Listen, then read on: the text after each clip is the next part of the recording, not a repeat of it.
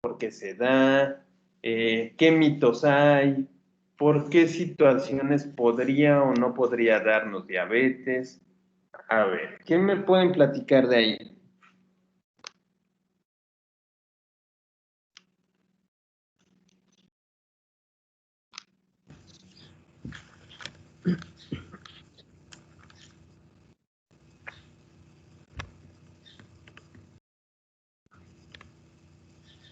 Yo Para diría mí, ¿qué es la diabetes? yo leí que decía que es una enfermedad prolongada crónica en la cual el cuerpo no puede regular la cantidad de azúcar en la sangre y que las causas es la insulina, que es una hormona producida por el páncreas y que controla el azúcar en la sangre, y que la diabetes puede ser causada por muy poca producción de insulina o resistencia a la insulina o ambas. Ah, muy bien. Allí ya nos hablas acerca de la doble clasificación, que es la diabetes, la tipo 1 y la diabetes tipo 2. En este caso, ¿cuál sería la tipo 1 y cuál sería la tipo 2?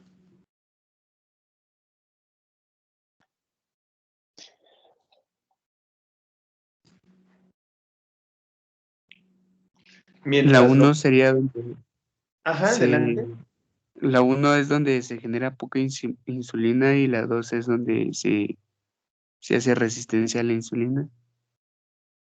¿Qué crees que no? Miren, Nancy en el chat nos dice, afección crónica que afecta la manera en la que el cuerpo procesa el azúcar en sangre, o sea, la glucosa. Muy bien. Por lo general, las personas diabéticas o bien tienen una falta completa de insulina, que es la diabetes tipo 1, o bien tienen muy poca insulina o no la pueden utilizar eficazmente, diabetes tipo 2. Muy bien, Nancy. ¿Sale? Entonces, así es como sucede esta parte, ¿ok? La diabetes tipo 1 es aquella en la cual no hay producción de insulina. Los pacientes son totalmente insulinodependientes y la diabetes tipo 2 es aquella en la cual los pacientes no tienen insulina de buena calidad o esta insulina es muy poca en comparación a la que tienen que estar procesando. Por lo tanto, esto es lo que nosotros vamos a considerar como diabetes mellitus tipo 2. ¿Ok? Muy bien. ¿Qué más conocen de la diabetes? ¿Por qué se origina la diabetes? Profe, y ¿Mande?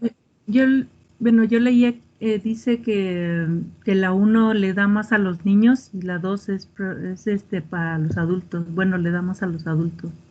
Sí. ¿Es igual o cómo? Puede, No. puede ser hereditario, o sea que si tus padres o tus abuelos lo tuvieron, tú también lo tengas. No es siempre, pero puede llegar a pasar. O en un fallo metabólico. En ¿No? Ok. realidad no es Muy, hereditario, es un factor. Por eso dije, puede. puede, puede. Profe, Miren, también vamos a dicen ir que respondiendo las preguntas. Ajá, también dime. un mito muy común que se oye mucho así de las personas, todo eso, dicen que les da por un susto. Bueno, es un mito. Sí, es cierto. Dicen las personas que da por un susto, ¿no? Así tiembla o algo, o chocan las personas en su carro y automáticamente dicen que ya les dio la diabetes, Sí, o ¿no? ¿Y dicen cuál es el que lo medio más común? asaltaron o que le pegaron, que le dio diabetes. Así es. ¿Y cómo nos quitamos los mexicanos el problema de la diabetes?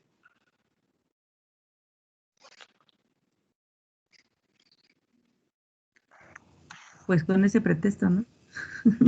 Con un bolillo, muy bien, Esme.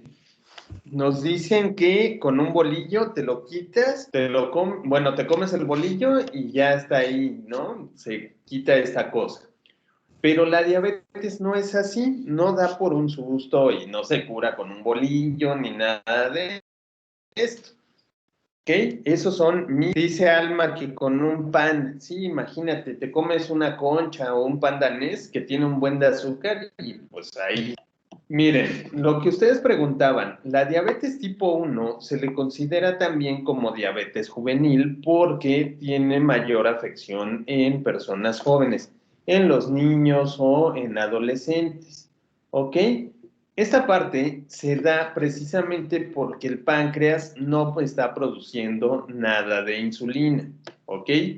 Y por lo tanto, sí nos produce el glucagón, que es el responsable de la glucogénesis, y nos libera precisamente los carbohidratos en forma de energía.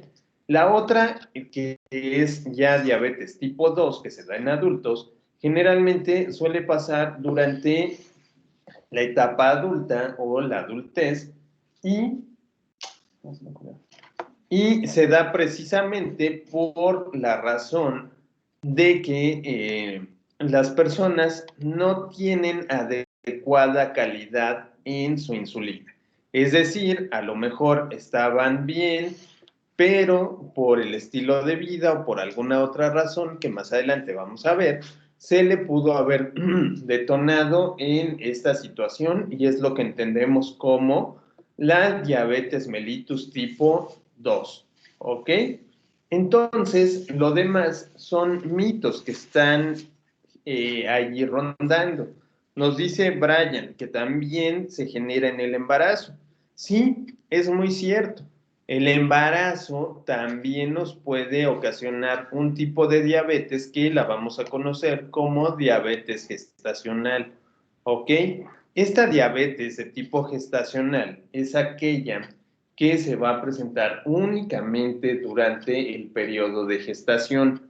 Sin embargo, al resolverse el periodo de gestación, no aparece o no hay como tal esta situación. ¿Ok? Así es como nosotros lo vamos a visualizar.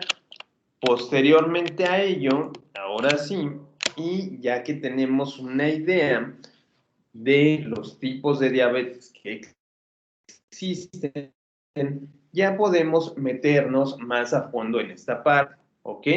Vamos a ir viendo y vamos a ir explorando cada uno de estos sentidos y de esta parte, ¿ok? De entrada, la diabetes mellitus se considera como un grupo de enfermedades a nivel metabólico que van a tener una característica. Es decir, que vamos a estar con hiperglucemia y puede resultar de los efectos a la insulina, es decir, durante su secreción, durante la acción de la insulina o en ambos sentidos. Pregunta para ustedes, ¿dónde se genera la insulina?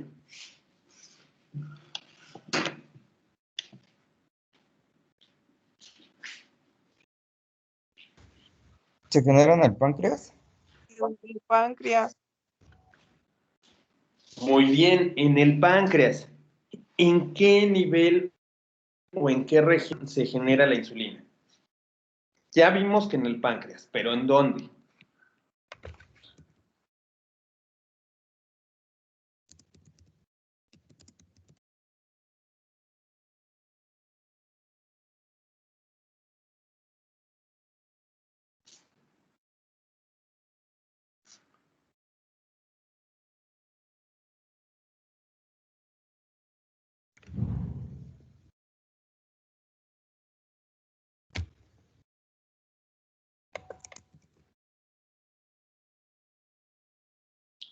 ¿No? ¿No tienen idea? En la mitocondria, no, Maggie. Es donde dice Nancy, en los islotes de Langerhans, ¿sale? En el páncreas nosotros vamos a tener unas células ¿La que se van a somatostatina, llamar, profe? ¿mandé? ¿La somatostatina? No, esa es la hormona del crecimiento. En el páncreas vamos a tener unas cositas que se les llaman islotes de Langerhans, ¿ok? En estos islotes de Langerhans van a existir células que se llaman células beta. Entonces, en estas células beta que están en los islotes de Langerhans, en el páncreas, es donde se comienza a producir la insulina, ¿ok?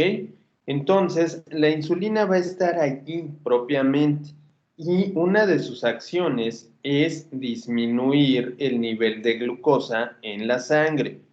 Ahora, cuando se produce una hipoglucemia, que es la disminución de la glucosa sanguínea, se activa un mecanismo allí en ese mismo lugar, que es el mecanismo de lo que conocemos como glucagón, ¿ok? O la glucogénesis. El glucagón es otra hormona que se encarga de nivelar la glucosa aumentando sus niveles, ¿sale? Entonces tenemos esas dos partes. La insulina que nos los disminuye y el glucagón que nos aumenta el nivel de la glucosa en la sangre, ¿ok? Vamos a ver algo importante. ¿De cuánto es el nivel óptimo que se debe manejar en la glucosa?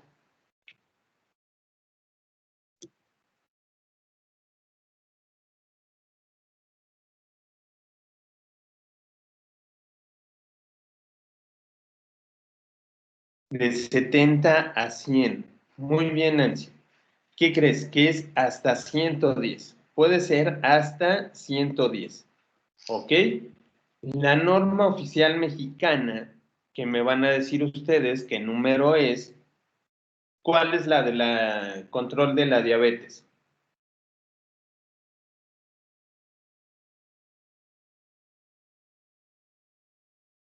La 015. Muy bien. En la norma oficial mexicana 015 nos maneja un parámetro que va de 70 hasta 110 miligramos sobre decilitro de glucosa a nivel sérico, ¿ok? Entonces, aquí es donde nosotros nos vamos a regir y donde vamos a tener en cuenta estos valores, ¿vale? De acuerdo a la epidemia que podemos observar, es decir, la cantidad de personas que lo llegan a tener, este representa un problema de salud mundial, ¿ok? Generalmente la parte de diabetes se da en países en vías de desarrollo o países de tercer mundo. En México, la enfermedad ha tenido un avance significativo en los últimos 30 años, ¿ok? ¿Qué significa esto? Que en México nosotros, nuestra carga genética nos pone en propensión de padecer la diabetes mellitus, ¿ok? No sé si ustedes lo sabían, pero como mexicanos llevamos un riesgo mayor de poder padecer diabetes mellitus contra algunas otras razas o contra personas de algunos otros lugares. Si lo sabían, ya tenemos esa predisposición.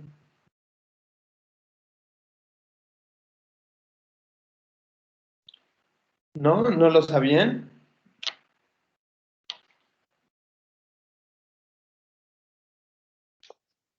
No, profe. No, ok. Miren, por el simple hecho de ser mexicanos, ya traemos en nuestra carga genética esa parte. Eso se determinó en un estudio hace cerca de 9, 10 años. ¿Ok? Voy a buscar el PDF y si lo encuentro el día de hoy mismo se los subo, ¿sale? Si no, en el transcurso del fin de semana se los estaré subiendo para que ustedes lo revisen y lo puedan leer. Pero así es. Entonces, México, con este avance que ha tenido en este sentido, es que vemos que cada vez más personas están enfermando de esta patología. Ahora, tengo una pregunta. ¿La diabetes se cura? No, solo se controla. Exacto. La diabetes no se cura, únicamente se controla. ¿Cómo se le llama a esas enfermedades que no se curan y que únicamente se controlan? Crónica Crónico degenerativa. Crónico-degenerativas, ¿ok? En México, la diabetes es una de las enfermedades con mayor incidencia y prevalencia y es la primera enfermedad o la primera patología de tipo crónico-degenerativo que se mantiene vigente en la población mexicana. ¿Sale? Vamos a ver entonces que también esto representa un mayor gasto en las entidades de salud. ¿Ok? ¿Por qué razón? Porque es muy caro mantener a un paciente que está teniendo diabetes mellitus contra un paciente que tiene una enfermedad infecciosa o una enfermedad fulminante, ¿ok? Por eso es que muchas veces el sector salud ha planeado sacar de cuadro básico los medicamentos para el control de la diabetes mellitus, ¿ok? Esto es porque al existir muchas personas enfermas de esta misma patología y estar por mucho tiempo con esa enfermedad, les va a representar una mayor cantidad de gastos. ¿Ok? Esa es la razón por la cual generalmente ya quieren pues liberar esta parte. Pero también aquí la pérdida de la calidad de vida de las personas se ve afectada porque si no tienen sus medicamentos de manera adecuada o no los ingieren de manera, pues sí, de manera regular, se les va a alterar esta parte de los niveles glucémicos y esto supondría que pueden llegar a tener algunos otros problemas de salud. ¿Ok? En México, generalmente, estos costos por cada persona van desde los 700 hasta los $3,200 anuales. ¿Ok? Y esto se está llevando del 5 al 14% del presupuesto anual de salud. ¿Ok? Si lo vemos así, de esta manera es un costo altísimo porque estos pacientes están allí literalmente a expensas de lo que el sector salud les pueda dar. Muchos de estos medicamentos son muy caros y si el sector salud, no puede cubrir estos gastos, bueno, tienen que liberar sus medicamentos de alguna otra manera y de igual manera les va a representar un gasto muchísimo mayor para ellos o para la familia. ¿Ok? Por ahí del año 2010 casi existían 171 millones de personas diabéticas en el mundo, ¿ok? 10 años después, en el 2020, esta cifra subió, está cerca de los 220 millones, ¿ok? Por lo tanto, esta prevalencia es muy alarmante.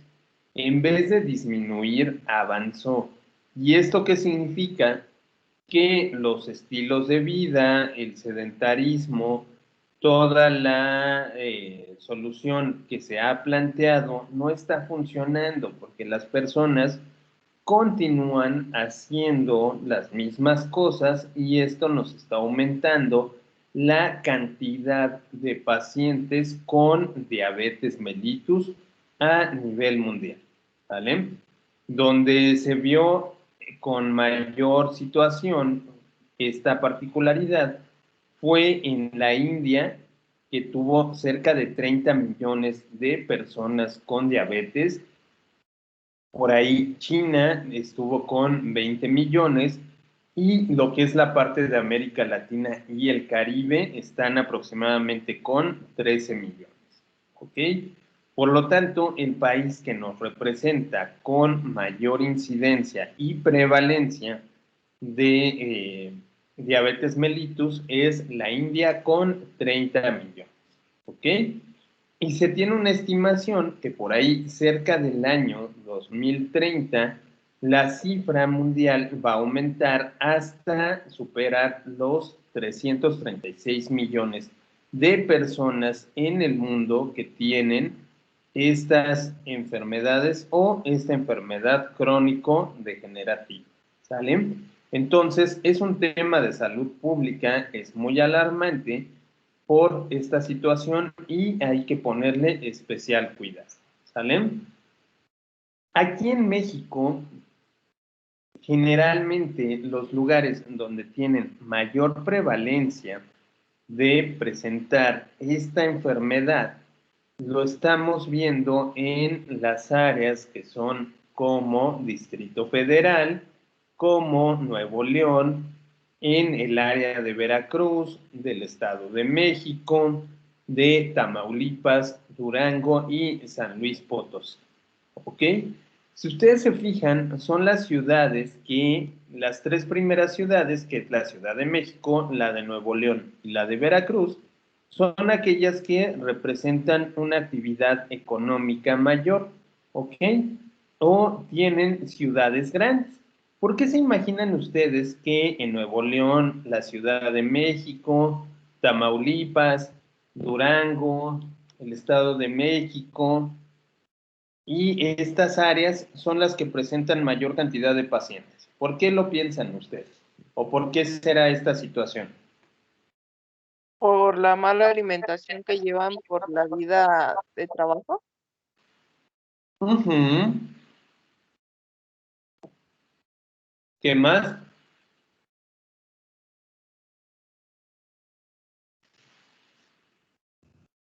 Por ingerir de alimentos con mucho azúcar. Ok, por los alimentos procesados. ¿Qué más? Por el sedentarismo. De igual manera, sí. Miren, si ustedes se fijan, estas ciudades generalmente tienden a mantener una situación en común. Una es que son actividades muy rápidas que se manejan y por lo tanto las personas no pueden llevar un estilo de vida tan saludable, ¿ok? Dentro de esto que vemos, bueno, es que las personas comienzan a buscar alimentos rápidos, a comer lo primero que hay. El estilo de vida nos supone una mayor cantidad de estrés. Este estrés, por lo tanto, nos comienza a afectar. Comenzamos a transformar a través de esto a los carbohidratos en grasas y entonces ahora sí se comienza a determinar toda esta parte de la diabetes, ¿ok? Entonces, donde coinciden aquí es la base de la actividad económica y las actividades de la vida diaria que se mantienen en estas áreas. Por lo tanto, la diabetes mellitus o los tipos de diabetes los vamos a ver sobre todo en aquellos lugares que tienen actividades comerciales ya muy marcadas o que son ciudades grandes, ¿ok? Pero a nivel nacional, estas son las regiones que se van a identificar como las de mayor prevalencia, es decir, las que tienen mayor cantidad de personas con diabetes mellitus dentro de la República Mexicana. ¿Ok? La población de 20 años de edad o más con un diagnóstico previo de diabetes se fue diagnosticada con una prueba que se le llama hemoglobina glucosilada, ¿ok?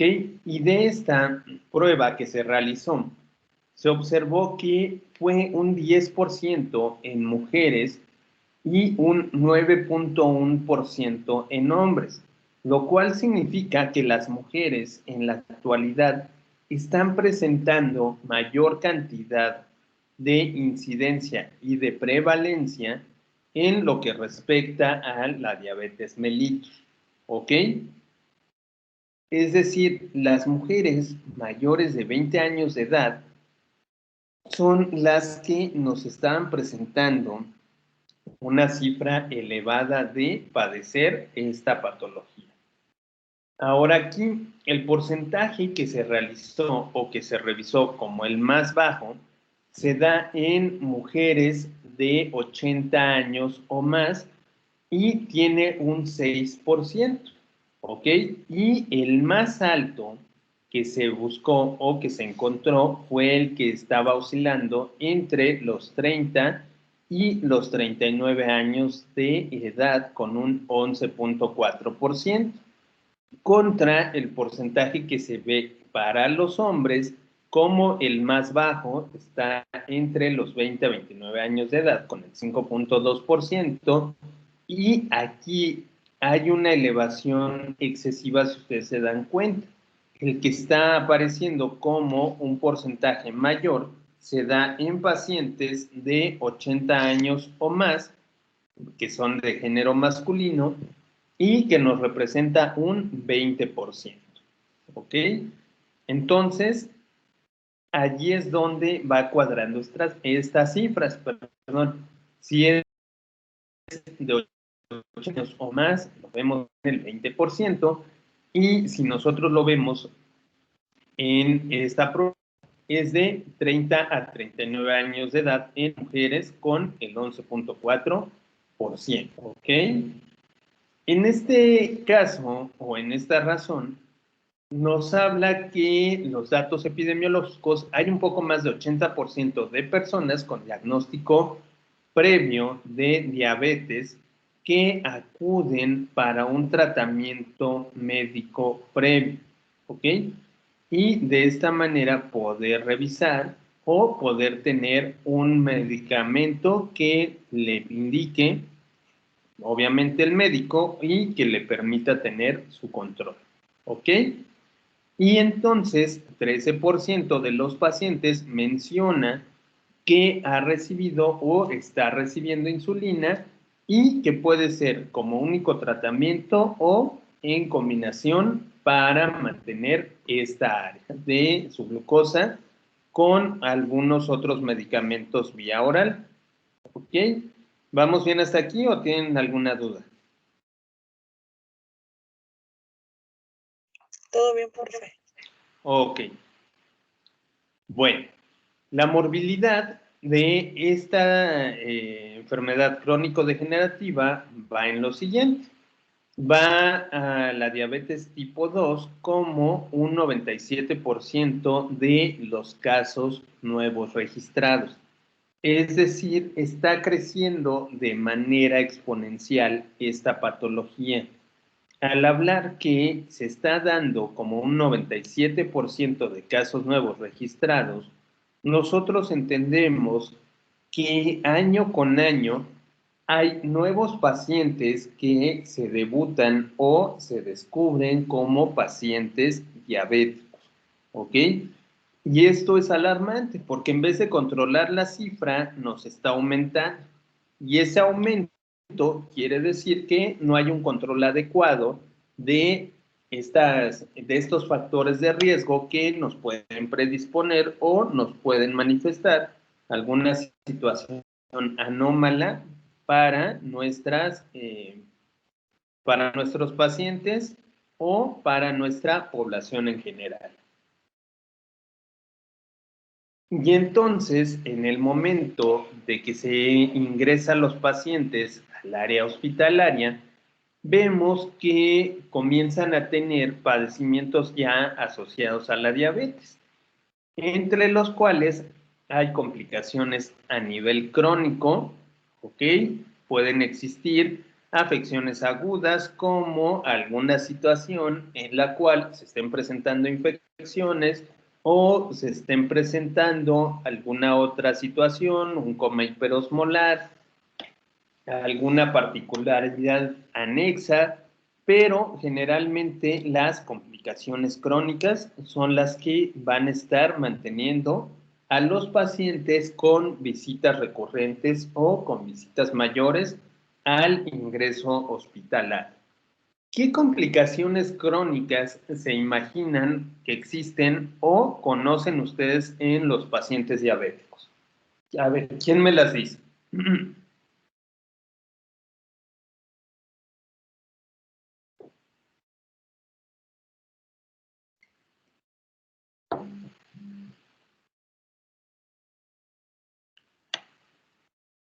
Esmeralda dice cetoacidosis. Sí, muy bien. ¿Qué más?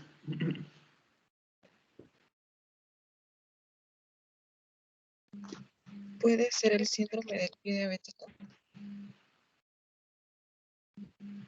Ok, hipertensión arterial mencionan, pie diabético también. ¿Cuál otro? Pérdida de la vista, muy bien.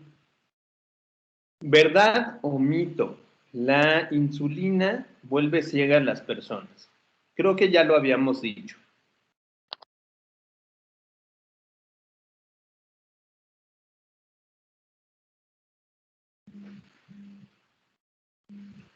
Es verdad, ¿no, profe?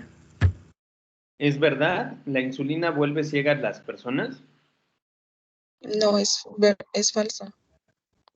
Es Ok. falso. La diabetes es la que hace que las personas pierdan la vista. Así es falso, ¿sale? Si la insulina nos dejara ciegos, nosotros ya no veríamos desde hace mucho tiempo. ¿Por qué razón? Pues porque nuestro organismo produce la insulina, ¿ok? Entonces, si la insulina me deja ciego y mi organismo la produce, significa que automáticamente yo estaría por quedarme ciego porque la tengo dentro de mi organismo, ¿ok? Esto es un mito. La insulina no deja ciegas a las personas.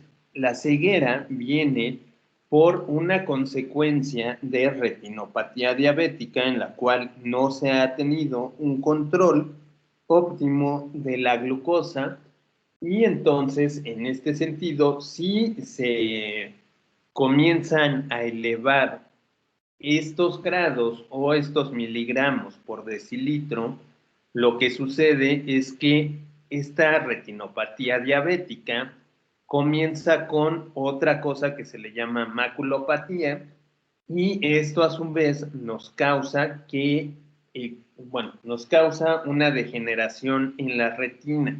Entonces, propiamente dicho, la retina se va como ¿cómo decirlo de una manera sencilla? Hagan de cuenta que la retina se va desgastando o se va desprendiendo, ¿ok? Entonces, como si se fuera erosionando, eso es lo que va a pasar. Por eso, en algún momento, los pacientes diabéticos pierden la vista, porque la retina se erosiona y se desprende del fondo de ojo. Y esto es lo que nos causa la ceguera. La insulina, si se aplica al disminuirnos los niveles de glucosa, nos va a evitar esta erosión o al menos la va a retrasar. No significa que propiamente no nos vaya a dar o nos vaya a causar, pero sí al menos nos va a retrasar esta parte. ¿Ok?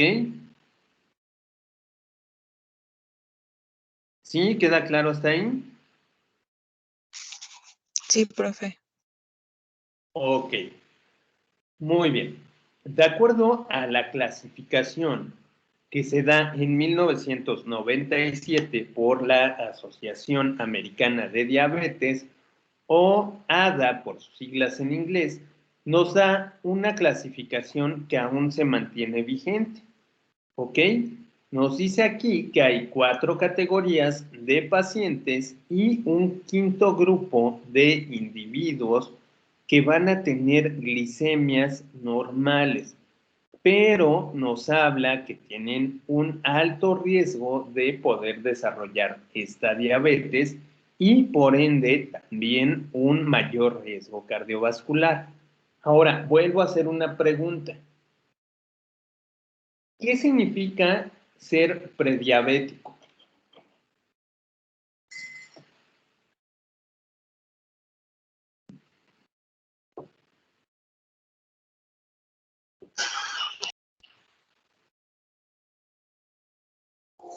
Es cuando tiene unos valores, bueno, cuando ya pasa, por ejemplo, de 111, por ejemplo, y se la checan así continuamente y sigue saliendo las mismas cifras, hasta 125, si no mal recuerdo. Ok. Y vuelvo a hacer la pregunta. ¿Qué significa ser prediabético?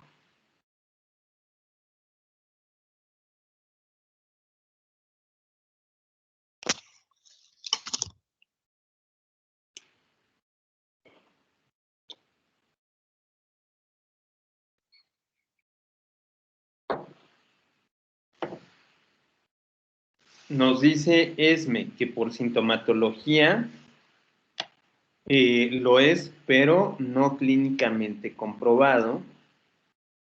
Y nos dice Esmeralda que es tener riesgo de padecer. Ok.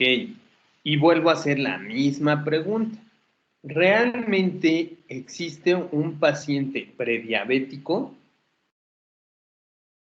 ¿O por qué se le llama así? No. ¿Por qué razón no, Esmeralda? ¿Y por qué no, Nancy? Bueno, yo en alguna ocasión escuché que una persona o es diabética o no es diabética, pero simplemente no se ha como que hecho ciertos estudios o cierta valoración para que se confirme el diagnóstico. Muy bien. También muy bien, Esme. O lo tiene o no lo tiene. Acuérdense que en medicina o es un 100 o es un 0. ¿Sale? Tú no puedes estar, es un ejemplo, preembarazada. ¿Ok? O ustedes no pueden estar preembarazadas. ¿Cómo sería entonces un diagnóstico de preembarazo?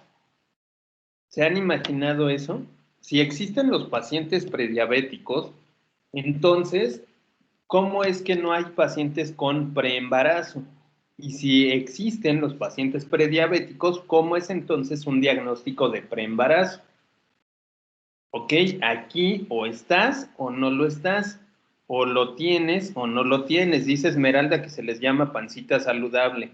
Sí, yo creo que sí, ¿no? Y luego te confundes y piensas que sí están embarazadas, pero no.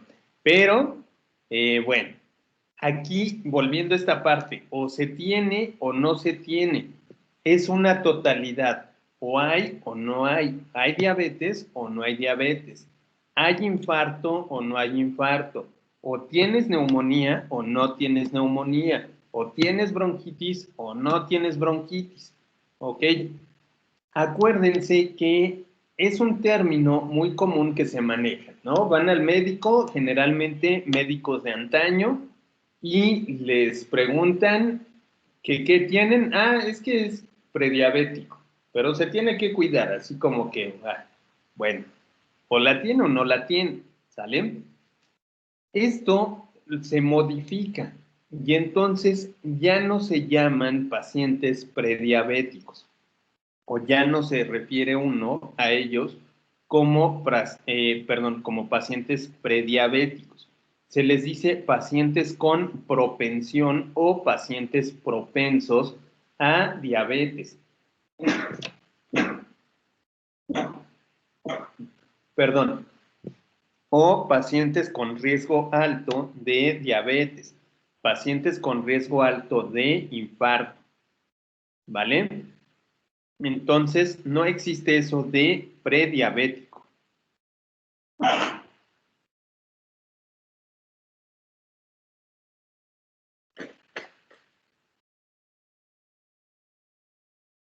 La diabetes la vamos a clasificar de los siguientes tipos, como diabetes mellitus tipo 1, como diabetes mellitus tipo 2, la diabetes mellitus de tipo gestacional.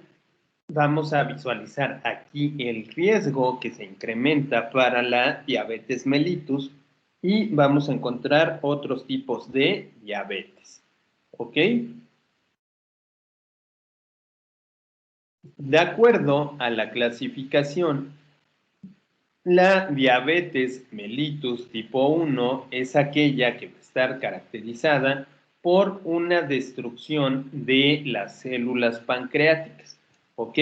¿Se acuerdan cómo se llamaban esas células? Ya me lo dijeron en un inicio. ¿Células beta? Ujú. Las células beta que van a estar ¿en dónde?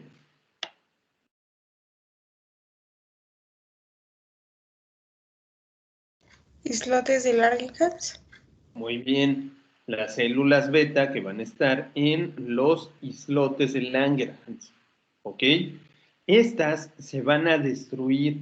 Lo que son las células beta y los islotes de Langerhans van a estar destruidos. Y entonces lo que va a ocasionar aquí es que exista una deficiencia absoluta de la insulina. ¿Ok? Y entonces va a comenzar a darse una formación de cuerpos cetónicos.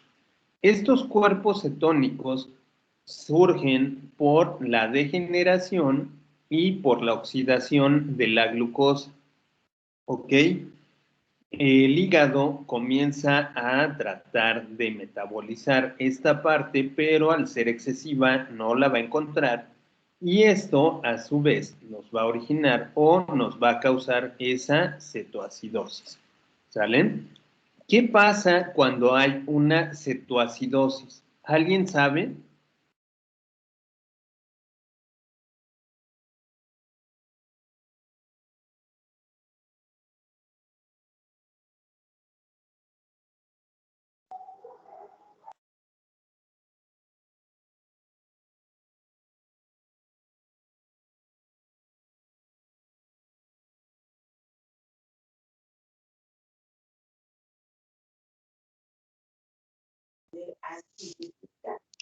Profe, ¿se Mande. acidifica la sangre? Ok, ¿qué más?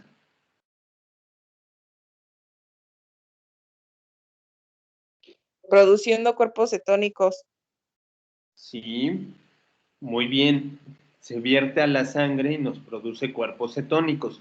Y estos cuerpos cetónicos son sustancias tóxicas que van a vertirse, van a mantenerse ahí y van a llegar a nivel de cerebro, a nivel de ojos y precisamente a nivel de líquido cefalorraquídeo.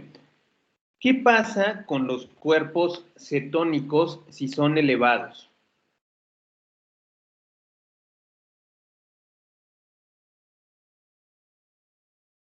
¿Qué le sucederá al paciente? Pérdida de memoria. Muy bien, ¿qué más? Mareos. Ujú.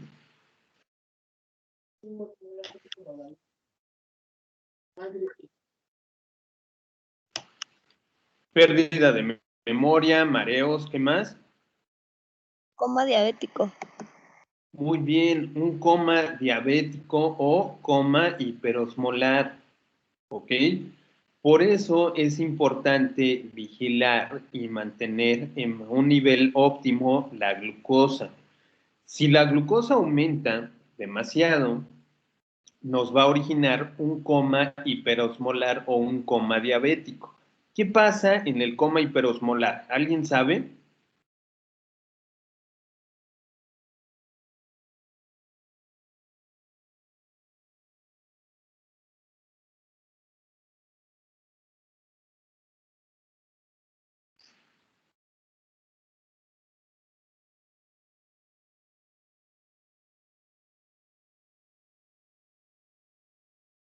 ¿No? ¿Nadie? 8 horas.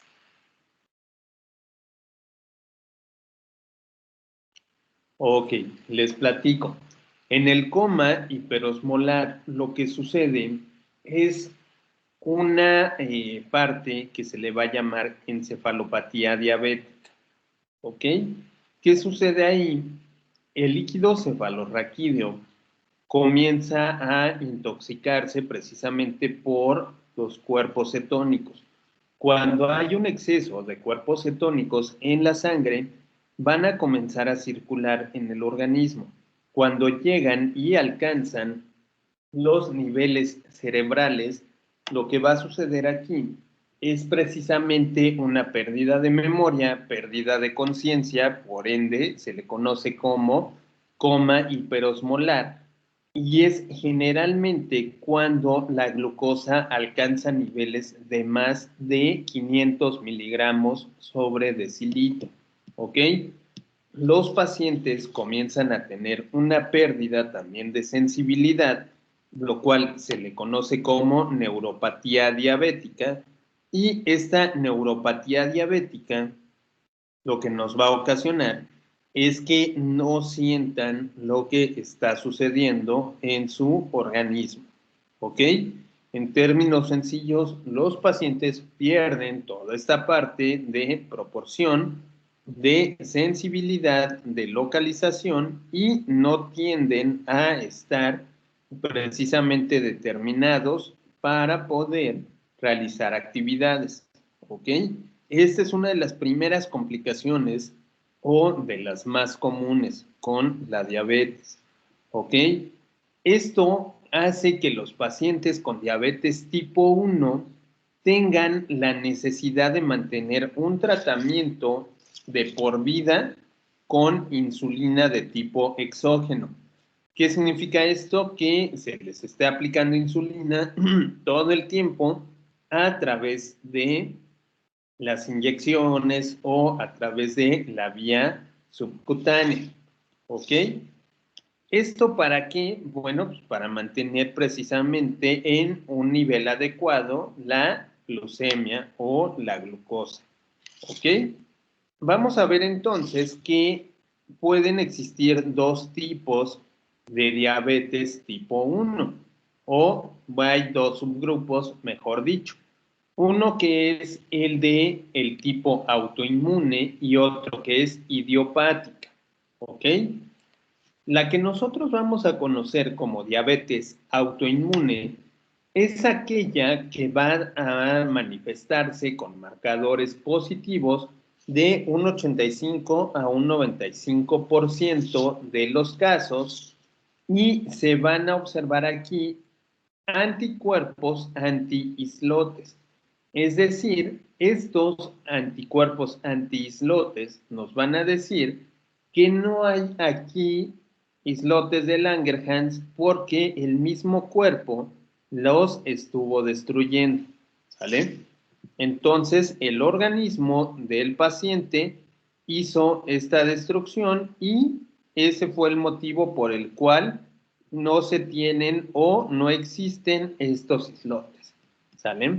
Aquí también se va a hacer una observación a través de el antigat, que es la decarboxilasa del ácido glutámico, y la antitiroxina, ¿ok?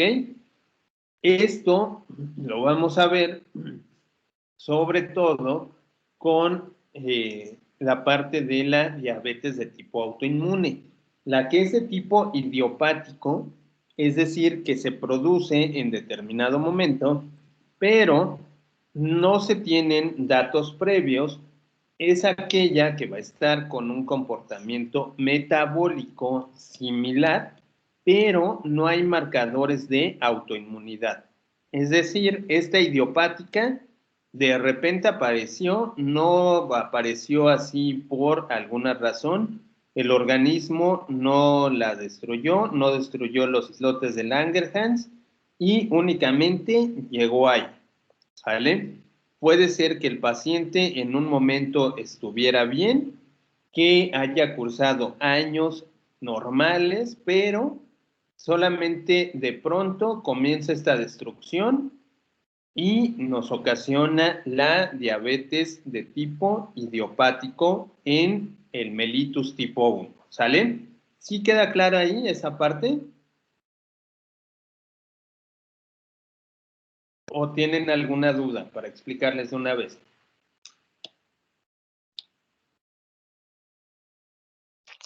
¿Me lo podría volver a Ahorita explicar, está bien. por favor? Ujú. La autoinmune, tu organismo destruyó los islotes. ¿Ok? Todo transitaba en un día normal, así bien tranquilo y todo. Y de repente tu cuerpo detecta que los islotes que producen la insulina te están haciendo daño, aunque no sea cierto, pero tu organismo así los ve. Entonces, en la autoinmune, el mismo organismo destruye estas células. En vez de verlas como algo propio o como algo interno, las ve como una amenaza y decide destruirlas. ¿Sale? Y ahí es donde se dan los anticuerpos antiislotes, ¿ok? Que son los que desconocen esta parte y sucede. La idiopática es aquella que en un momento determinado todo está pasando bien, no hay ningún problema y sin causa aparente, al otro día ya está ahí. Imagínatelo de la siguiente manera, que la de tipo autoinmune es como si tú estuvieras en tu casa bien tranquila, tuvieras ahí un perro Doberman o algún perro Pitbull y de repente llegas un día, abres la puerta de tu casa y se te avienta el perro y te muerde y ya no te conoce. ¿Sale? Esa es la de tipo autoinmune. La otra, la idiopática, es que de repente sales un día hacia la escuela, hacia la Unitec, vas, estudias y cuando regresas ya a tu casa, descubres que ya cambiaron la puerta de la entrada, que tu llave ya no abre en esa puerta, que cambiaron la fachada de tu casa y que las personas que pensabas que eran tu familia ya no son tu familia. Esa es la de tipo idiopático, ¿ok? De un momento a otro ya no hay razón y cambia toda esta parte, ¿ok? Solamente que no se destruye tu casa, simplemente se cambia sin razón aparente. ¿Sale? ¿Sí queda más claro así con esos ejemplos? Sí, profe, gracias. ¿No? ¿De qué? La diabetes mellitus tipo 2 es aquella que va a estar caracterizada por una insulinoresistencia y una deficiencia. Es decir, sí vamos a tener insulina, pero tu organismo ya no la procesa. ¿Ok? En esta sí hay insulina, en la anterior, la tipo 1, no hay. ¿Ok? Se destruye o se deja de producir. En la tipo 2 sí se produce, pero puede ser que no haya suficiente cantidad o que no exista una calidad adecuada o simplemente tu mismo organismo ya no la reconoce como tal. ¿Ok? Entonces, esto es lo que vamos a llamar insulinoresistencia. Aquí, la mayoría de los pacientes que van a padecer este tipo de diabetes son aquellos pacientes con obesidad, ¿ok? O que tienen grasa, sobre todo a nivel abdominal. ¿Por qué será? Y les pregunto a ustedes que estos pacientes con obesidad o con grasa abdominal son los que representan mayor proporción de diabetes mellitus tipo 2. Porque puede ser que las personas no cuiden su alimentación y lleven una vida sedentaria. Ok, muy bien, puede ser una razón. Otra, ¿cuál será? Profe, Mande. bueno, yo tengo una duda, ¿por qué? Bueno, no entendí, bueno, si lo explicó no lo entendí.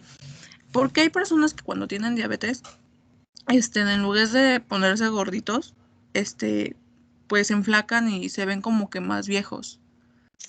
Ah, ok, buena pregunta. Eso es por los signos y síntomas que se dan, es la pérdida excesiva de peso. Más adelante lo vamos a ver, pero te lo explico de forma rápida. El mismo organismo comienza a detectar que no hay la suficiente cantidad de carbohidratos para satisfacer las necesidades glucémicas.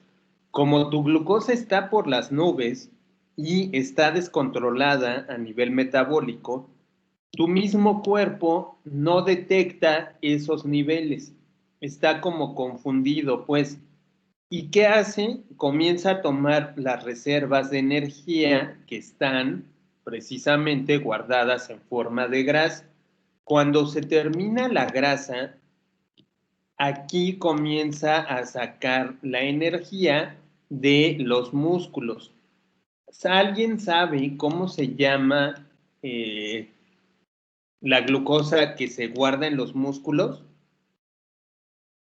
Esa reserva energética que se guarda en los músculos, ¿quién sabe cómo se llama?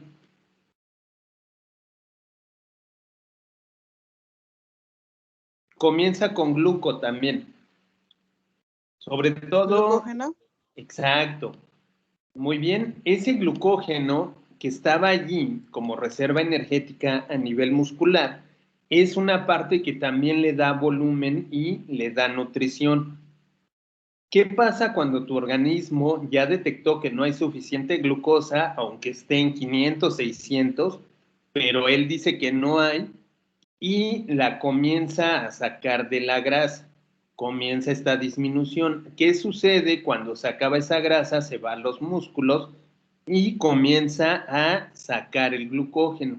Estamos hablando que por un periodo de 1 mes o 2 meses, la persona baja de peso de manera considerable. Pierden de 10 a 12 kilogramos aproximadamente. Pero lo que están perdiendo es la masa muscular y la parte de grasa corporal, ¿ok? Esa es una de las razones por las cuales se tiene esta pérdida de peso como signo y síntoma, y eso es cuando se ven las personas como si representaran una mayor edad que la que tienen en realidad. ¿Sale? ¿Sí queda claro ahí? ¿Respondí tu pregunta? Sí, profe, gracias. No, ¿de qué? De todos modos, más adelante lo vamos a ver, si nos da tiempo, en signos y síntomas, y ya lo explico un poquito más a profundidad. ¿Sale? Pero ¿por qué entonces los pacientes con grasa abdominal o que son obesos, aparte del sedentarismo, son quienes tienen mayor propensión? ¿Por qué se imaginan ustedes?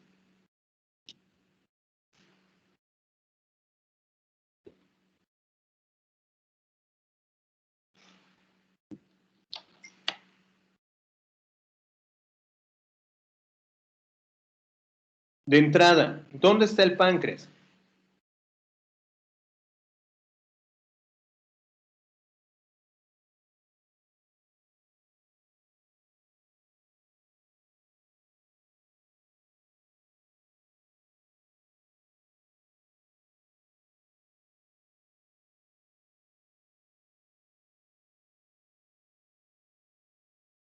¿Dónde está el páncreas?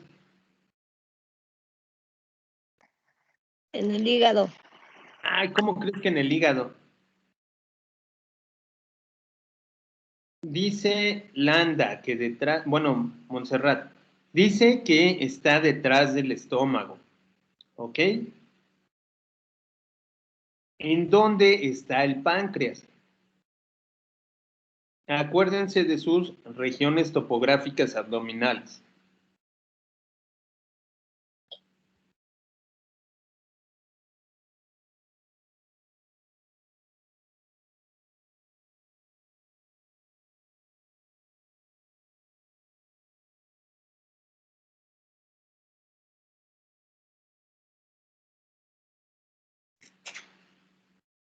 ¿No?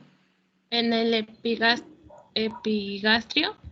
En el epigastrio y tiene una parte hacia el hipocondrio izquierdo, ¿ok? Entonces, en hipocondrio izquierdo y epigastrio, allí es donde vamos a observar que está el páncreas. Si yo tengo una situación de grasa abdominal o tengo obesidad, ¿qué va a pasar ahí? La misma grasa corporal va a estar aprisionando al páncreas, ¿ok? Le va a meter más presión. Si esta presión se ejerce de manera directa sobre este órgano, lo que va a suceder es que me va a ocasionar que no se secrete adecuadamente la insulina, ¿ok? Esos islotes de Langerhans y las células beta se van a ver tan presionadas que no van a poder hacer su función normal y por ende me comienza a aumentar los niveles de glucosa. ¿Qué otra cosa sucede ahí? Que en este caso no va a ser una insulina de buena calidad, ¿ok? Porque no se le está dando el tiempo necesario ni se le está proveyendo del espacio adecuado para que se realice esta función. Por lo tanto, me produce una insulina de baja calidad o me produce una situación en la cual no hay una adecuada producción de la misma insulina. La segunda parte es que puede existir una predisposición genética de tipo multigenético, ¿ok? Podemos traer arrastrando ese gen allí en ciertos genes en nuestro cariotipo y no lo vamos a descubrir de manera correcta.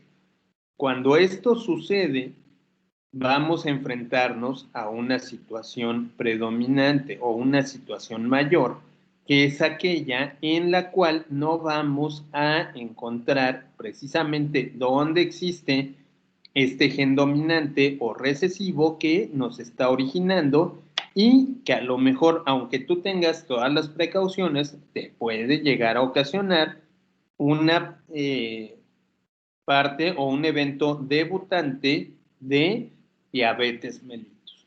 ¿Sale? Entonces aquí los niveles de insulina plasmática de forma normal o elevada pueden responder a una dieta correcta y a hipoglucemiantes orales.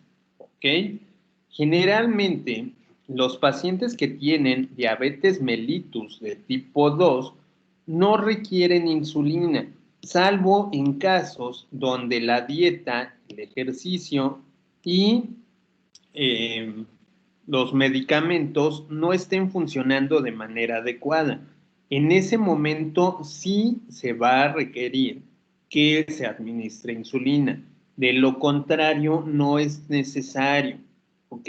Grábense bien esta parte.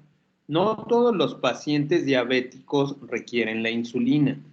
Si se controla a través de biguanidas, de sulfonilureas, no hay ningún problema. Si el paciente se controla a través de la dieta, no hay ningún problema, ¿vale?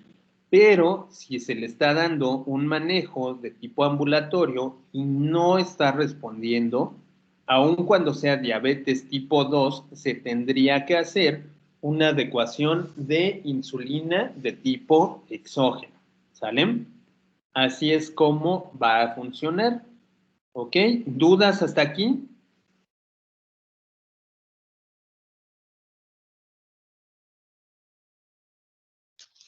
No, profe. No, No, ok. profe. No, profe, todo Muy bien. bien. Yo sí tengo una duda. A ver quién me la resuelve. ¿Cuál es la dieta ideal que se les da a los pacientes con diabetes tipo 2?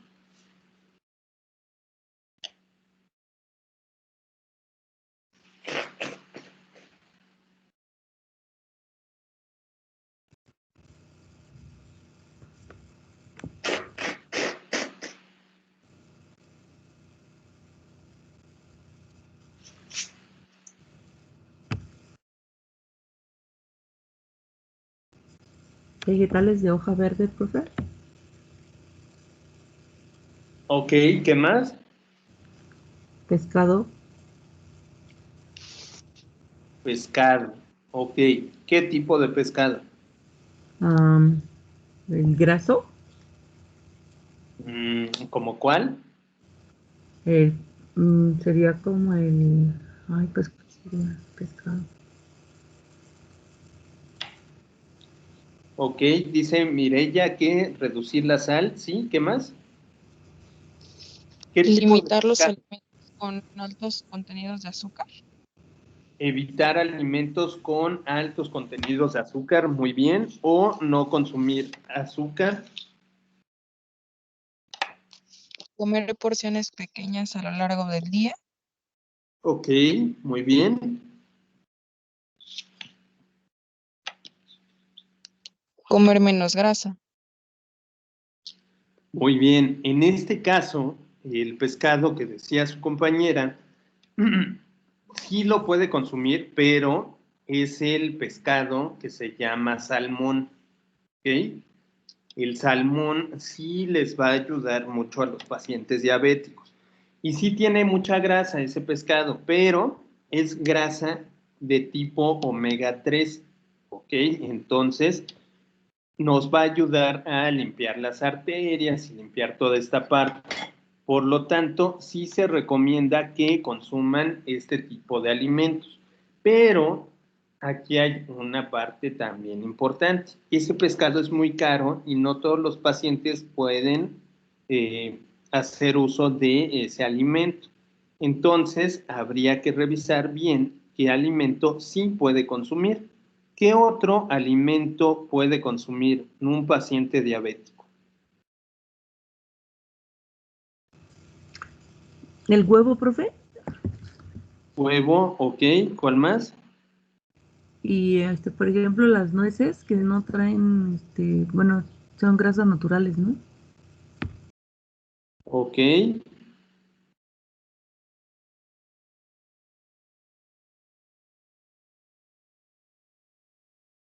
¿Sale? Si ustedes se dan cuenta, no es tan sencillo hacer una dieta para un paciente diabético, ¿ok?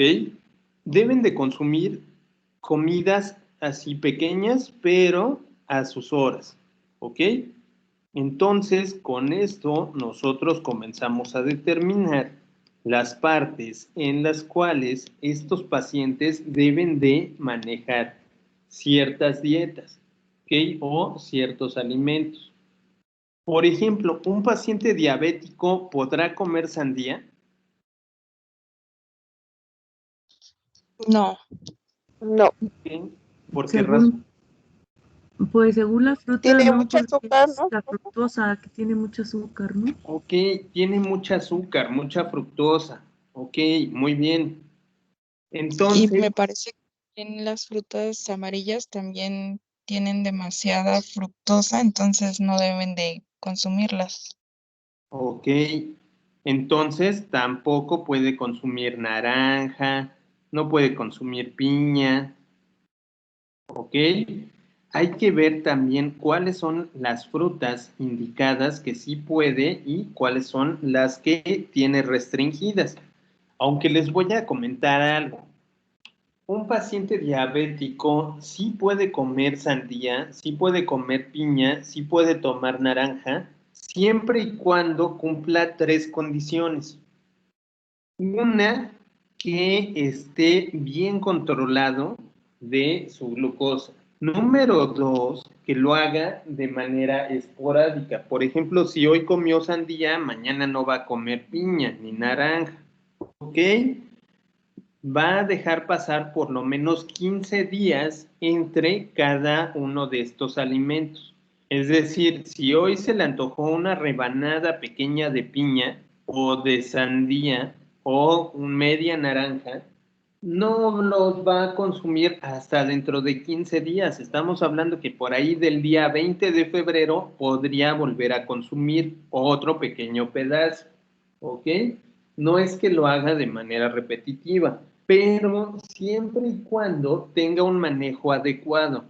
Si el paciente no tiene este manejo adecuado, pues no es recomendable que tenga esta alimentación o estos acercamientos porque precisamente se le van a disparar esos niveles de glucosa.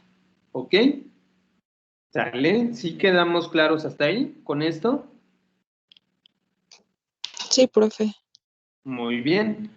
Vamos a ver en la clasificación otro tipo específico de diabetes, en el cual se van a encontrar pacientes con defectos genéticos de la función de las células beta. Estos se les van a llamar MOD, ¿ok? Que tiene que ver con la madurez de las células precisamente durante la diabetes juvenil y por sus siglas en inglés adquieren ese nombre. Algún defecto genético que también puede estar sobre la acción de la insulina, es decir, hay personas que sí producen insulina, sí es de buena calidad, pero su mismo organismo la rechaza o no la acepta. Alguna patología pancreática. Aquí, si se sufrió una pancreatitis aguda o crónica, nos puede desencadenar una situación de diabetes, ¿ok? Tomen esto en cuenta. Si ustedes o algún familiar ha tenido pancreatitis, ya sea aguda o crónica, le puede llegar a suceder que tenga o que padezca posteriormente la diabetes, ¿ok? Una pancreatectomía, es decir, que hagan una resección pancreática de alguna de las áreas de este órgano, una neoplasia del páncreas, es decir, un CA pancreático, un cáncer pues, o una hemocromatosis, ¿ok? Que la sangre también esté intoxicada o que la sangre tenga elementos poliformes y precisamente en esta área a nivel pancreático no se esté llevando de manera adecuada, ¿sale? Aquí también vemos otra parte a través de las endocrinopatías. Puede ser por un síndrome de Cushing o una acromegalia precisamente del páncreas, ¿ok? Pregunta para ustedes, ¿qué es el síndrome de Cushing y qué lo origina?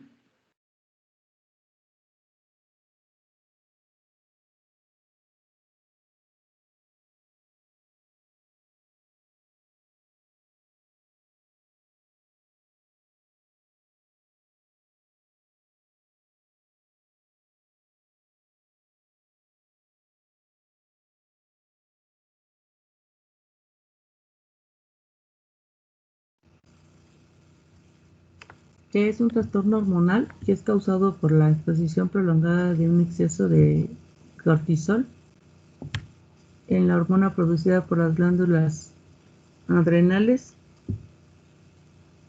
y es producido.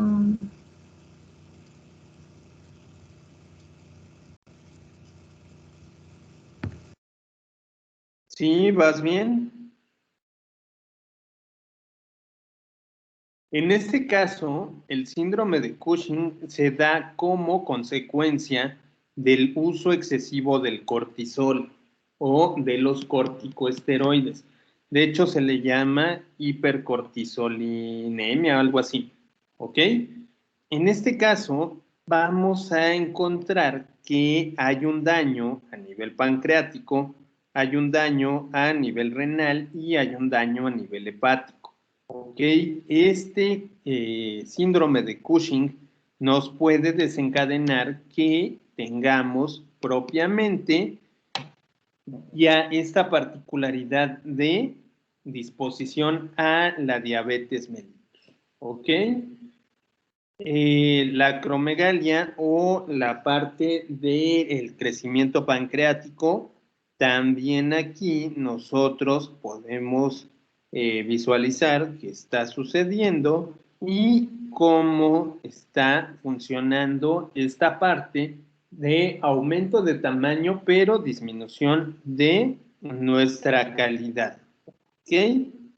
Y luego la glucagonoma o feocromocitoma tiene que ver aquí con dos situaciones. Una donde no se está produciendo adecuado glucagón o hay un glucagón que está activo y entonces esto es como se puede originar esa parte de otro tipo inespecificado de diabetes. ¿Ok? Y bueno, aquí están algunas situaciones y vamos a ver la diabetes gestacional. La diabetes gestacional es muy sencilla. ¿Quién me la quiere explicar? Así, a grandes rasgos.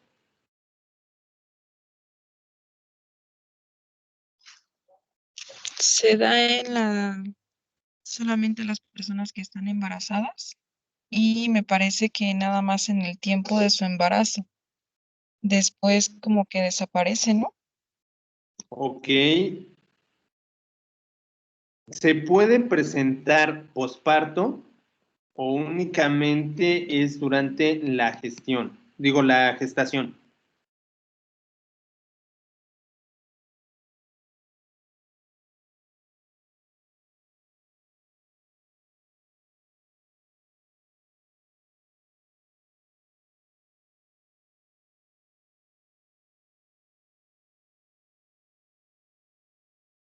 También se puede presentar posparto, ¿no, profe?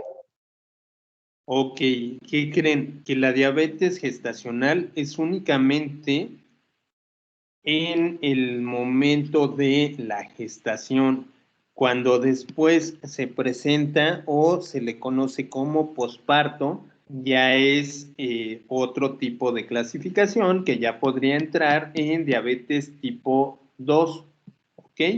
Pero la diabetes mellitus, en este caso, vamos a ver que únicamente va a aparecer durante el curso del embarazo, ¿ok? Va a estar caracterizándose generalmente por hiperglicemia y va a estar asociada a un mayor riesgo en el trabajo de parto, ¿ok? Este va a repercutir en un tiempo posterior. Generalmente, las mujeres que padecieron diabetes de tipo gestacional van a tener una mayor probabilidad de padecer diabetes mellitus después de los 15 años de este evento, ¿ok?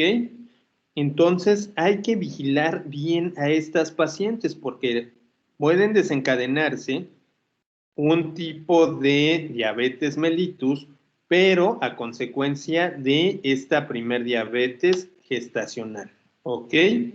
Es por eso que se debe hacer una estrecha vigilancia. Ahora aquí también, ¿qué sucede con los niños que nacen de madres con diabetes gestacional?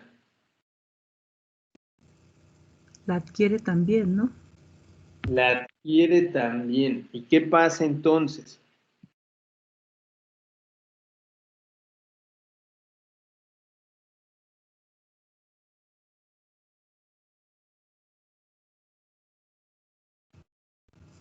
Estos niños que son hijos de madres diabéticas o que tienen diabetes gestacional o presentan este Son evento, macrosómicos.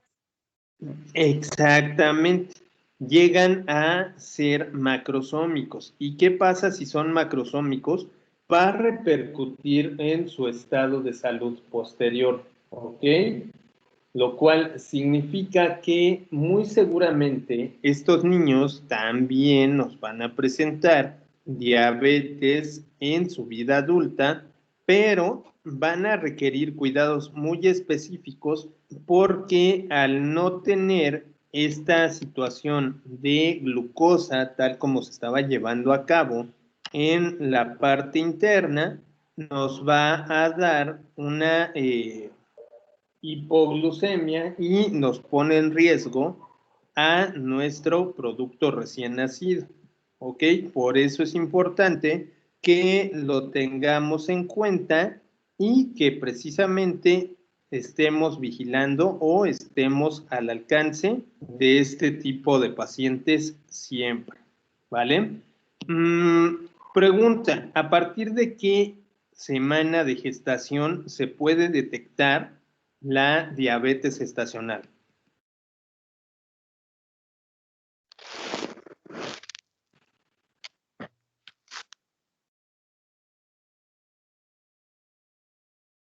¿24 y 28? ¿24 o 28? ¿Cuál de las dos?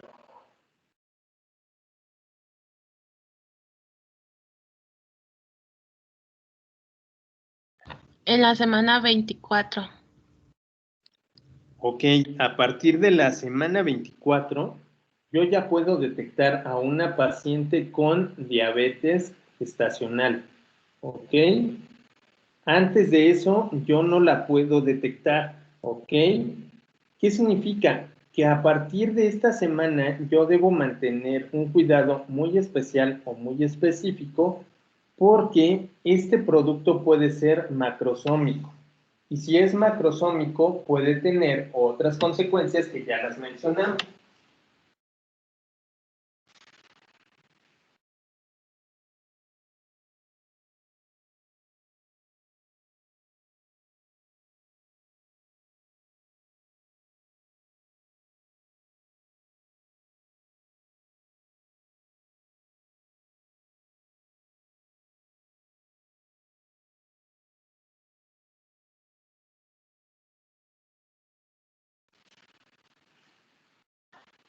¿Listo? ¿Sí me escuchan?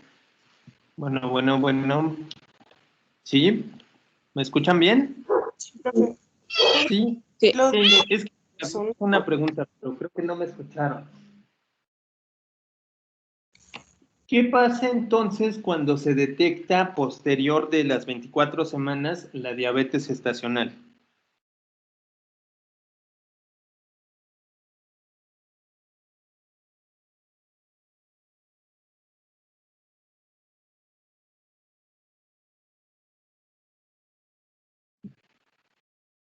¿Qué pasa? ¿En qué sentido, profe? Sí, ¿qué pasa con la madre y qué pasa con el producto?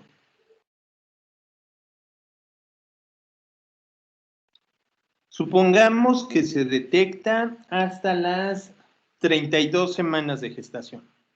¿Qué pasará con el binomio, madre e hijo?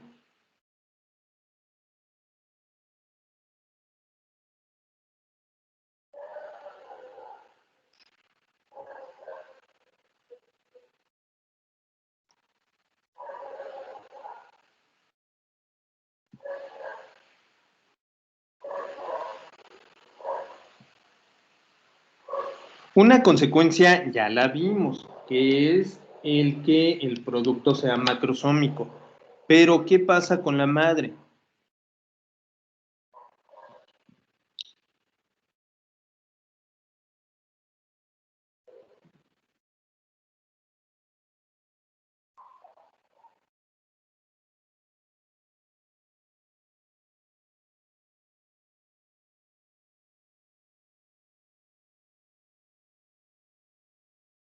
¿No tienen ni idea? No, profe, la verdad no. Ok, la madre tiene también un mayor riesgo de presentar un parto pretérmino, ¿ok? Y la razón es bien sencilla.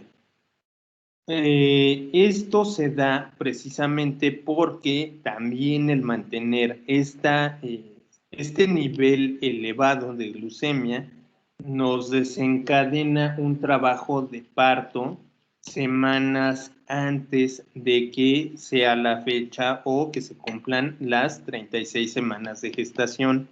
Por lo tanto, también aquí se tiene que estar monitorizando de manera adecuada a nuestros pacientes, ¿ok?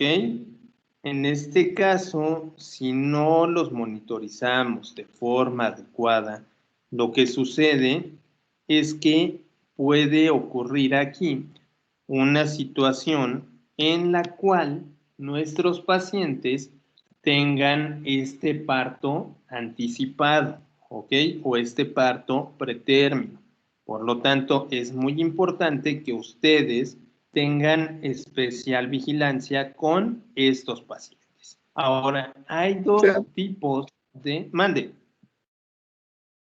bueno, yo le quería poner el ejemplo de mi mamá. Mi mamá es diabética y en los 2 embarazos, bueno, mi hermano fue un bebé de 7 meses y fue un bebé obviamente macrosómico y pesó 5 kilos a los 7 meses.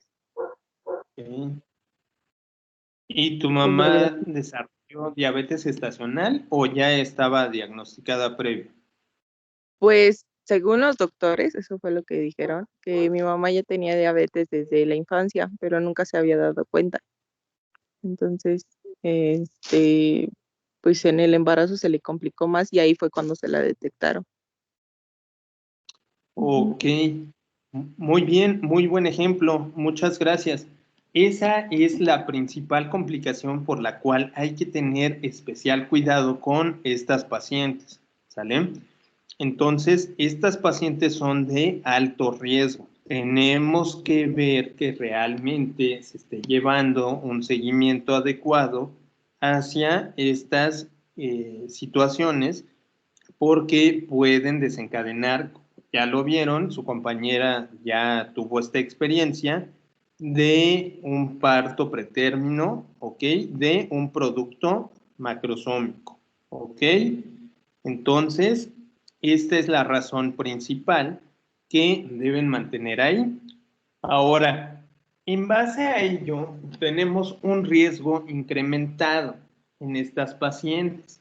Aquí vamos a vigilar también la parte de la intolerancia a la glucosa. Esto se da por una respuesta anormal a una sobrecarga excesiva de glucosa que va a ir desde los 140 hasta los 199 miligramos sobre decilitro. ¿Ok? Entonces, aquí nosotros vamos a estar vigilando esta parte. Cuando hay una patología asociada, como por ejemplo, o una situación asociada como esta que se nos está dando, hay que tener cuidado en una parte porque nos puede presentar un riesgo cardiovascular mayor, ¿ok? Y entonces esto nos va a predisponer otra vez para precisamente poder padecer una diabetes de manera subsecuente. Ahora, aquí una glicemia de ayuno alterada se observa cuando las pacientes tienden a vigilar su glucosa de manera previa. Para ello se ven aquí un hallazgo de la glucemia entre 100 y 125 miligramos por decilitro. ¿Ok? Entonces, si se da este caso de que la glicemia en ayuno esté entre 100 y 125 miligramos sobre decilitro, lo que vamos a ver o lo que vamos a entender es que precisamente está sucediendo allí una disfunción y se tendría que hacer una prueba de sobrecarga de glucosa oral o prueba de tolerancia oral a la glucosa, que es la misma para verificar esta parte. ¿Sale? ¿Sí queda claro hasta ahí?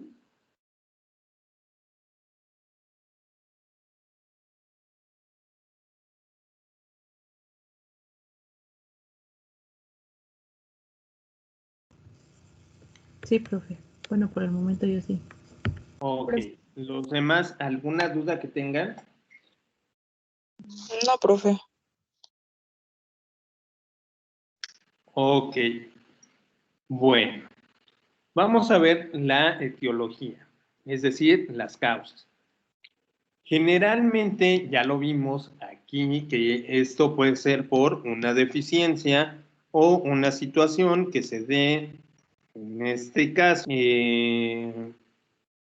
cómo es que están funcionando estas áreas, ¿sale? En este caso, vamos a visualizar que hay procesos patogénicos que van desde la destrucción autoinmune de las células beta, como el ejemplo que poníamos del perro pitbull que te desconoce cuando llegas a casa y te ataca, hasta una anormalidad en la cual la insulina no funciona de forma adecuada. Y entonces, en base a ello, vamos a ver que los carbohidratos y las grasas que se están aquí determinando van a estar precisamente orientadas a la acción deficiente de la insulina en los tejidos diana, es decir, a nivel de hígado, a nivel cerebral o a nivel muscular, ¿ok? De ahí que también exista en los pacientes diabéticos una adinamia o una astenia, ¿ok? La etiología puede ser multifactorial, es decir, podemos encontrar varias condicionantes para que se produzca la diabetes, ¿ok? O puede ser secundaria a otras enfermedades. En este caso, ya visualizamos que puede ser secundaria a obesidad, puede ser secundaria a una acumulación de grasa en el abdomen o alguna otra situación, ¿ok?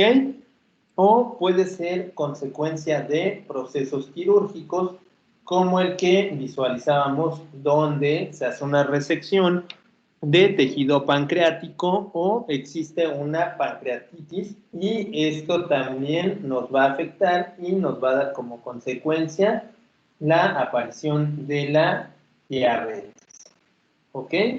Así es como lo vamos a estar encontrando o cómo podría causarse por acciones secundarias. ¿Ok?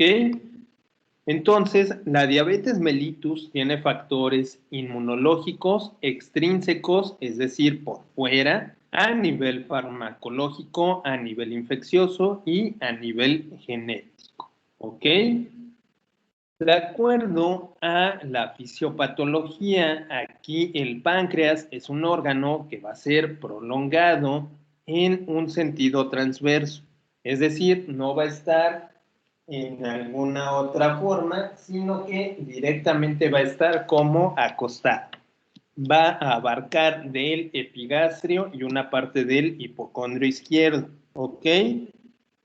Pesa cerca de 70 gramos en el hombre y 60 gramos en la mujer. En el hombre es un poco más grande, ¿ok?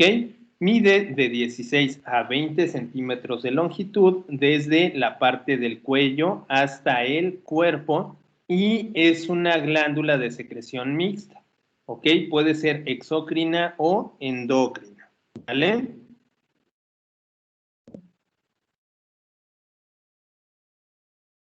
En la fisiopatología que vemos aquí, se está dando una secreción endocrina que se va a representar por estos islotes de Langerhans. Ok, en el páncreas están los islotes de Langerhans, avanzan, se ven las células beta y las células beta nos liberan la hormona hacia el torrente sanguíneo.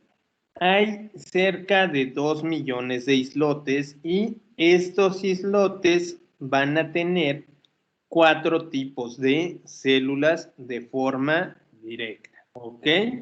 Vamos a encontrar las células PP que producen polipéptido pancreático, de aquí el nombre que vamos a estar como PP y representan el 5%.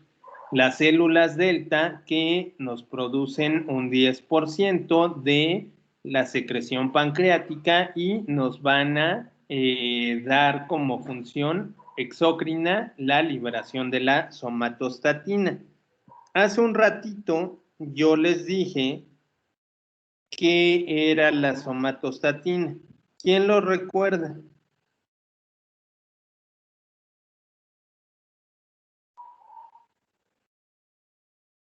La hormona de qué les dije.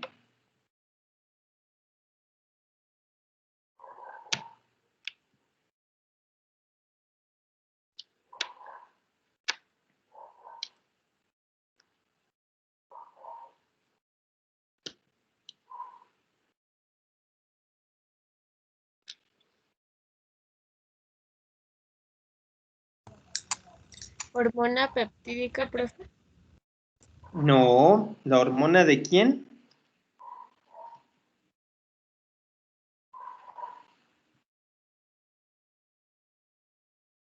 No. Somatostatina es la hormona del crecimiento, ¿sale? Acuérdense. Entonces, la somatostatina nos va a ayudar para poder crecer, ¿ok? Significa que quienes tuvieron suficiente liberación de esta hormona son aquellos que alcanzan tallas altas o generalmente es así porque puede ser también por alguna enfermedad tiroidea. Pero aquí también se va a producir esta hormona. Las células alfa son cerca del 25% y nos van a producir el glucagón, que el glucagón ya les expliqué que es otra hormona, ¿ok?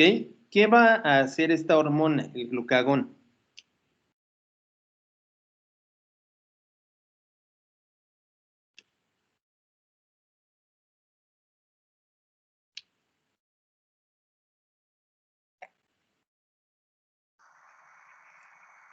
Nivelan la glucosa, la aumentan. Ok, aumenta la glucosa, ¿sale? Producen la glucosa, el proceso de glucogénesis que mencionábamos.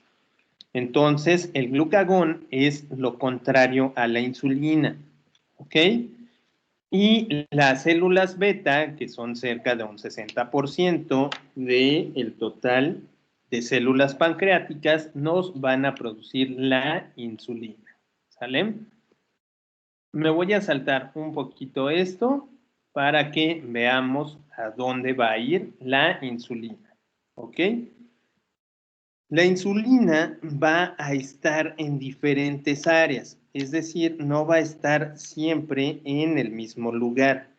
Si nosotros vemos, la insulina va a ir hacia tejido adiposo, es decir, hacia la grasa, aumentando la utilización de la glucosa, nos va a producir una lipogénesis, ¿ok? Y va a inhibir la lipólisis. En este caso, va a evitar que se destruya la grasa y nos va a regular precisamente el área de la glucosa, ¿ok? Y de la grasa.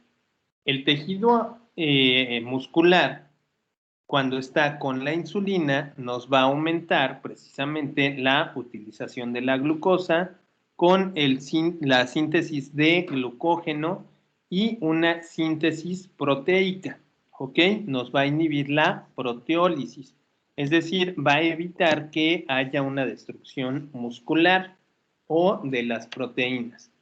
La insulina en el hígado va a aumentar la utilización de la glucosa, nos va a brindar una síntesis de glucógeno, una síntesis proteica y una depuración de lipoproteínas. ¿Ok? ¿Qué hace? Inhibe la proteólisis, la gluconeogénesis, la secreción de lipoproteínas y la síntesis de estos elementos, que es el SHBG y la síntesis de PAL1.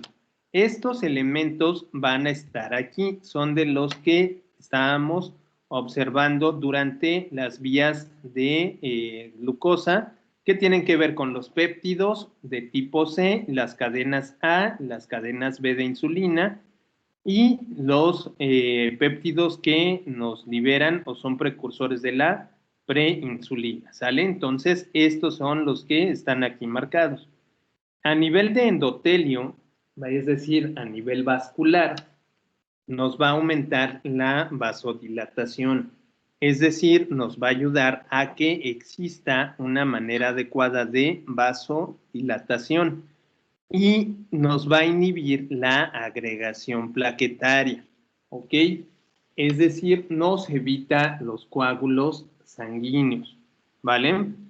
Y en otras partes nos va a aumentar el crecimiento, nos va a aumentar la retención de sodio, por lo tanto, también aquí comienza a tener una parte donde hay cierta situación de elementos como el sodio, el calcio, el magnesio y todo esto, y nos va a aumentar la excreción del ácido úrico, que es aquella que nos puede llegar a producir ciertas situaciones como hiperuricemia, ¿sale? O lo que conocemos como gota, ¿ok? Nos va a dar una activación del sistema nervioso, también a nivel simpático nos puede producir la termogénesis que se induce por los alimentos, una hiperpolarización de las membranas, una prolongación del segmento QAT a nivel del trazo electrocardiográfico y nos ayuda a la síntesis de hormonas sexuales.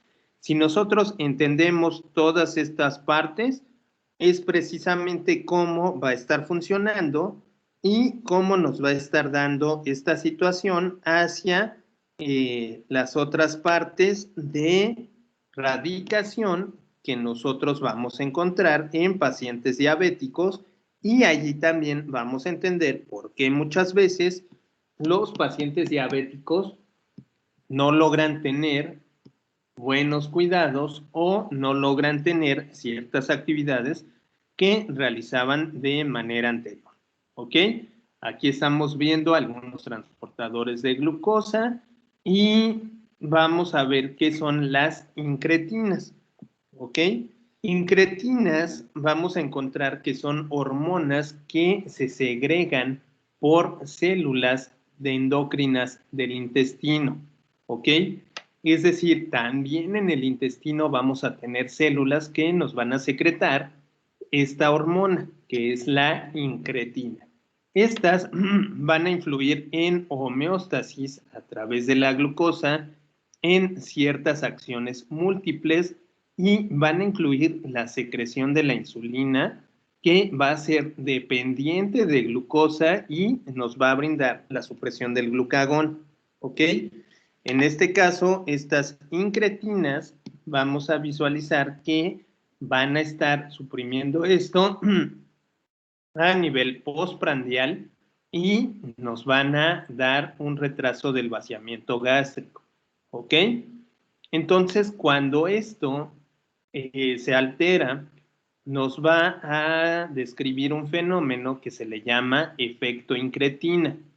¿Ok? Y entonces, este efecto incretina nos va a estar diciendo que va a representar cerca o de el 60% de la liberación total en una comida por parte de la insulina. Es decir, en este caso, la insulina no va a ser totalmente liberada por el páncreas, en este caso, sino que va a estar precisamente llegando a la sangre o al organismo, pero a través de estas células endocrinas a nivel intestinal. ¿Sale? ¿Dudas hasta aquí?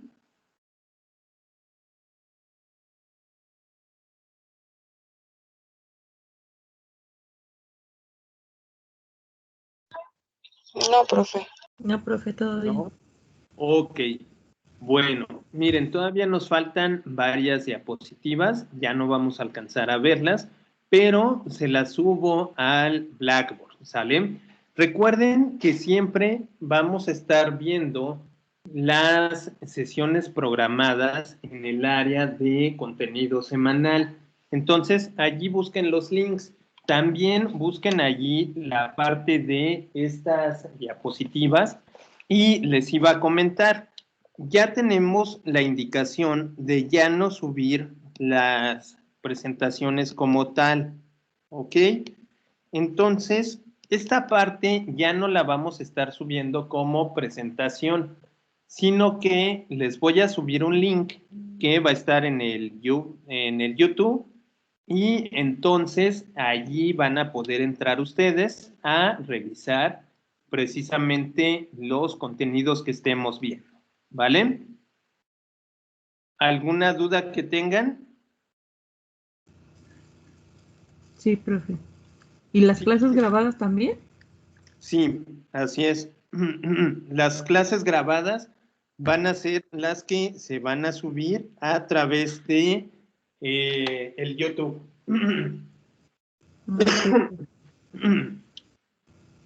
¿Ok? Sí, profe. Muy bien. ¿Alguna otra duda? Creo que por aquí me preguntaban quién producía la incretina. La incretina se produce en el intestino, ¿sale? Allí tiene esas hormonas y allí van a estar precisamente funcionando y van a estar en ese momento dando esta secreción, ¿vale?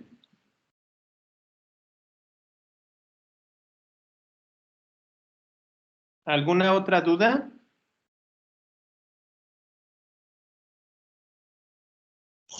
No, profe.